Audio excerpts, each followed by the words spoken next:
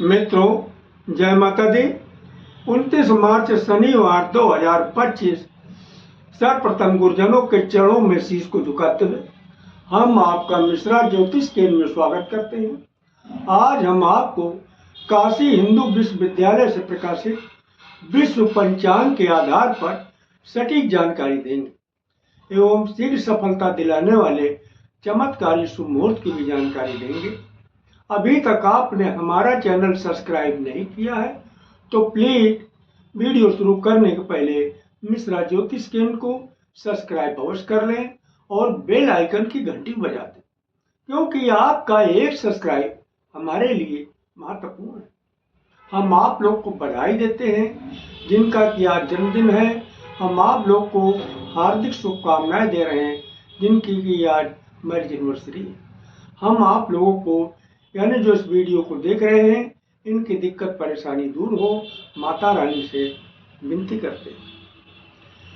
29 मार्च शनिवार 2025 आज का पंचांग श्री सुसंवत 2081, शक संवत 1946, सूर्य उत्तरायण, बसंत ऋतु, चैत मास, कृष्ण पक्ष, अमावस्या तिथि दिन में 4:56 तक रहे।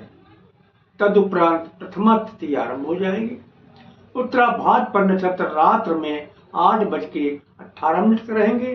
तदुपरांत रेवती नक्षत्र आरंभ हो जाएगी।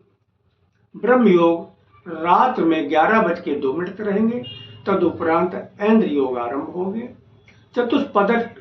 चतुष्पदकरण प्रातः 6:03 तक है। नागकरण शाम को 4:56 तक है। किंस्तुग्नकरण रात्र में 3:50 तक है। चंद्रमा मीन राशि में। आज जन्मे हुए सभी बच्चे मीन राशि के होंगे। चंद्रवास उत्तर दिशा। आज उत्तर दिशा की यात्रा आपके लिए लाभकारी साबित होगी। सूर्योदय प्रातः 5:54 पर होगा और सूर्यास्त शाम को 6:06 पर है। दिशा शून्य पूरब दिशा। परिहार पूरब दिशा की यात्रा आज आपके लिए हानिकारक साबित हो सकती है। पूरब दिशा की यात्रा करना जरूरी है तो थोड़ा सा अदरक खा के अगर आप यात्रा आरंभ करें तो सफलता के योग बन जाते हैं। अब ब्रह्म मुहूर्त प्रातः 8:18 से आरंभ होगा। ब्रह्म मुहूर्त एक बहुत अच्छा मुहूर्त होता है। इसमें साधना है, पूजन पाठ है, योगा है या अध्ययन अध्यापन का कार्य किया जाता है तो निश्चित ही कामयाबी आपको हासिल होती है। अभिजीत मुहूर्त दिन में 11:36 से 12:25 रहेगा। अभिजीत मुहूर्त भी एक शुभ मुहूर्त है। इसमें जो भी कार्य किए जाते हैं उसमें आपको सफलता प्राप्त होती है। गोधूल मुहूर्त शाम को 5:54 से 6:18 तक चलेगा। गोधूल मुहूर्त में 2 कार्य करना वर्जित माना गया है। घर के अंदर झाड़ू लगाना और गोधूल मुहूर्त में सोना, तो दोनों चीज शास्त्रों में बताया गया है कि ये 2 कार्य करने वालों के घर से लक्ष्मी नाराज होकर चली जाती है, यानी उसके घर में दरिद्रता का वास होने लग जाता है। राहु काल प्रातः 9 बजे से 10:30 बजे तक। गुलिक काल प्रातः 6 बजे से 7:30 बजे तक। यमकंड काल दिन में 1:30 बजे से 3 बजे तक। किसी भी शुभ काम की शुरुआत अथवा यात्रा का आरंभ राहु काल में न करें, क्योंकि जो भी कार्य राहु काल में शुरू किए जाते हैं, यात्रा हो अथवा कोई शुभ कार्य हो, तो कदम कदम पर दिक्कत और परेशानी आपको उठाना पड़ता है, यहाँ तक कि आपको असफलता हाथ लगती है। कोई शुभ कार्य करना है या यात्रा का आरंभ करना है तो दोनों ही कार्य अगर आप गुलिक काल में शुरू करते हैं या फिर हमारे बताए गए शीघ्र सफलता दिलाने वाले चमत्कारी शुभ मुहूर्त में शुरू करते हैं तो निश्चित मानिए आपको सफलता जरूर हासिल होगी, और वो भी बहुत जल्दी। आज सूर्य ग्रहण है। सूर्य ग्रहण जो है भारत के समय के हिसाब से 2:21 से रहेगा और शाम को 6:14 तक रहेगा, परंतु भारत में दिखाई नहीं देगा। तांत्रिकों के हिसाब से सूर्य ग्रहण का असर रहेगा, लेकिन वैदिक ज्योतिष वाले इस ग्रहण का कोई असर नहीं मानते। अब हम आपको, लेकिन तांत्रिकों के हिसाब से इसका असर रहेगा। आज दिन शनिवार, शुभ मुहूर्त की जानकारी हम आपको दे रहे हैं। देखिए, आज दिन की शुरुआत अमृत काल से हो रही है। अमृत काल का युवा चालू हो रहा 10:30 से 10:48 तक रहेगा। किसी भी कार्य के लिए शुभ व अनुकूल समय और प्रौढ़ा 10:48 से 10:36 तक रहेगा। किसी भी कार्य के लिए समान शुभ समय है। वृद्ध 11:36 से 12:24 तक रहेगा। किसी भी कार्य के लिए साधारण अनुकूल समय है। आगे फिर अमृत काल रिपीट किया। अमृत काल का बाल शुरू हो रहा 3:36 से 4 बजे तक चलेगा। प्रत्येक कार्य के लिए शुभ समय है। वह 4 बजे से आरंभ होकर 4:24 तक रहेगा। किसी भी कार्य के लिए शुभ अनुकूल समय है। प्रौढ़ 4:24 से शुरू होकर 4:48 तक रहेगा।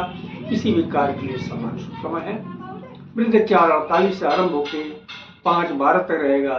किसी भी कार्य के लिए साधारण अनुकूल समय। ये तो रहे आज दिन के शुभ मुहूर्त की जानकारी। अब हम आपको आज रात्र की शीघ्र सफलता दिलाने वाले चमत्कारी शुभ मुहूर्त की जानकारी दे रहे हैं। ध्यान दीजिएगा। बाल यानी अमृत काल से शुरू हो रही रात, तो अमृत काल का बाल शुरू हो रहा 8:24 से 9 बजे तक चलेगा। प्रत्येक कार्य के लिए शुभ समय है। युवा 9 बजे शुरू होकर 9:36 तक चलेगा। किसी भी कार्य के लिए शुभ व अनुकूल समय। प्रौढ़ 9:36 से शुरू होकर 10:12 तक चलेगा। किसी भी कार्य के लिए समान शुभ समय है। वृद्ध 10:12 से आरंभ होकर 10:48 तक चलेगा। किसी भी कार्य के लिए साधारण अनुकूल समय। आगे अमृत काल रिपीट किया। अमृत काल का बाल शुरू हो रहा 2 बजे से 2:24 तक रहेगा। प्रत्येक कार्य के लिए शुभ समय है। वह 2:24 से आरंभ होकर 2:48 तक रहेगा। किसी भी कार्य के लिए शुभ व अनुकूल समय है। प्रौढ़ 2:48 से आरंभ होकर 3:12 तक रहेगा। किसी भी कार्य के लिए सामान्य शुभ समय है। और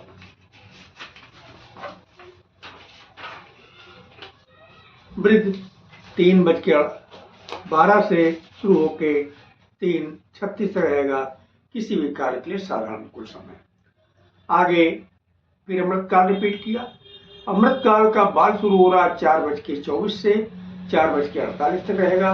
प्रत्येक कार्य के लिए शुभ समय है। वह 4:48 से शुरू होकर 5:12 तक रहेगा। किसी भी कार्य के लिए शुभ व अनुकूल समय है। प्रौढ़ 5:12 से शुरू होकर 5:36 तक चलेगा। किसी भी कार्य के लिए समान शुभ समय है। वृद्ध 5:36 से शुरू होकर 6 बजे तक चलेगा। किसी भी कार्य के लिए साधारण अनुकूल समय। तो ये रहे शीघ्र सफलता दिलाने वाले चमत्कारी शुभ मुहूर्त।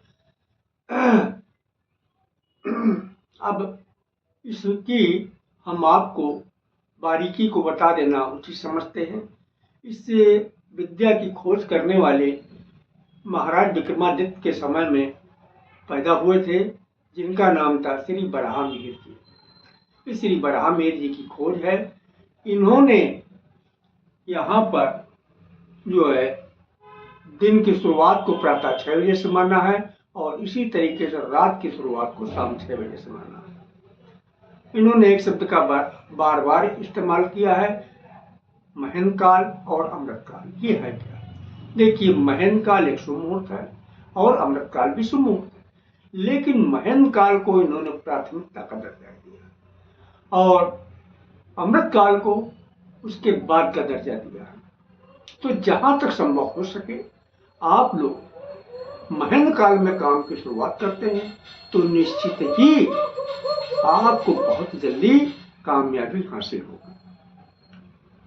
अब एक शब्द इस्तेमाल और इन्होंने किया है, बाल, युवा, प्रौढ़, वृद्ध। ये क्या है? देखिए, इन्होंने समय को 4 भागों में बांट दिया है। वो क्या 4 भाग है? बाल, युवा, प्रौढ़, वृद्ध।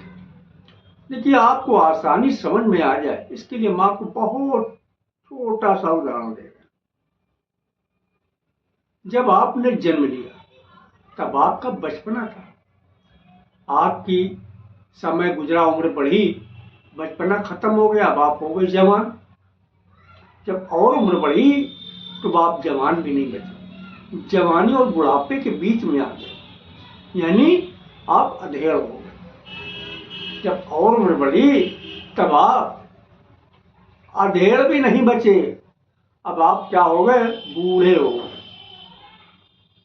अधेड़ नहीं रह गया, आप बूढ़े हो गए। यानी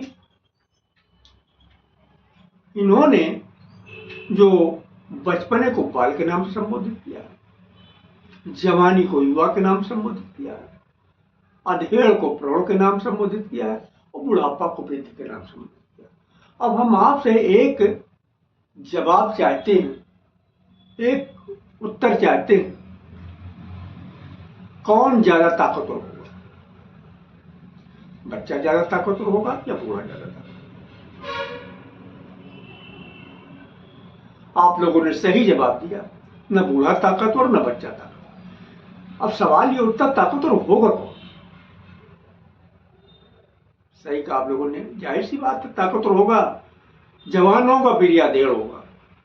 तो अब आप चाहे महेंद्र काल में काम शुरू करें या अमृत काल में काम शुरू करें, जहां तक संभव हो सके आप युवा या प्रौढ़ में काम की शुरुआत करते हैं तो निश्चित मानिएगा आपको बहुत जल्दी कामयाबी हासिल होगी। इन्हीं कारणों पर अगर आपको युवा और प्रौढ़ का समय नहीं मिला, तब आप क्या करेंगे? तब आप बाल और वृद्ध का भी इस्तेमाल कर सकते हैं, कामयाबी तब भी मिलेगी। लेकिन लगा हुआ है भाई, थोड़ा देर में मिलेगी, क्योंकि बाल और वृद्ध के पास ताकत कम है। सहयोग तो आपका करेंगे, लेकिन अपनी क्षमता के अनुसार, अपनी ताकत के अनुसार सहयोग करेंगे, मिले कामयाबी थोड़ा देर में मिलेगी। अगर हमारे द्वारा अपनी जन्म कुंडली का प्रेडिक्शन कराना चाहते हैं तो आपको मामूली सा शुल्क देना होगा। इससे आप हमारी मेहनत ना समझ सकते हैं। हमारे द्वारा दी गई जानकारी आपको अच्छी लगी तो मिश्रा ज्योतिष केंद्र को सब्सक्राइब करें, लाइक करें और अपने इष्ट मित्रों में अधिक शेयर करें। तथा महाकाल के भक्त हैं तो हर हर महादेव, और माता भक्त है तो जय माता दी जरूर लिखें। माँ पार्वती और भोलेनाथ मिलकर आपकी मनोकामना को शीघ्र पूरा करेंगे। जय माता दी।